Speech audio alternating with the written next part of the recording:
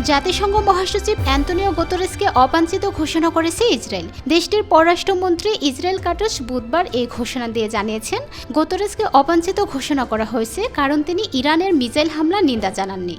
Israel Katz বলেছেন, জাতিসংঘ মহাসচিবকে persona নন গ্রাটা ঘোষণা করা হয়েছে এবং তিনি ইসরায়েলে প্রবেশ করতে পারবেন না।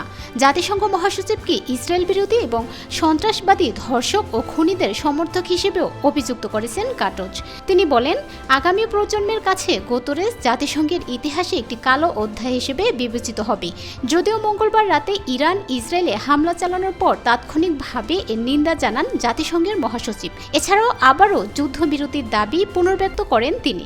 এদিকে মঙ্গলবার রাতে ইসরায়েলকে লক্ষ্য করে 181টি ব্যালিস্টিক ক্ষেপণাস্ত্র ছুড়ে ইরান। এই হামলায় লক্ষ্যবস্তুতে পরিণত করা হয় ইসরায়েলের সামরিক অবকাঠামো। মার্কিন সংবাদ মাধ্যম CNN নিশ্চিত করেছে, ইরান ইসরায়েলের নেভাতিম বিমান ঘাঁটি লক্ষ্য করে হামলা চালিয়েছে। এই ঘাঁটিতে অন্তত কয়েক ডজন ক্ষেপণাস্ত্র পড়তে দেখা গেছে। অপর মার্কিন সংবাদ মাধ্যম এক্সিওস জানিয়েছে, ইরানের হামলা জবাব দিতে প্রস্তুত নিচ্ছে ইসরায়েল।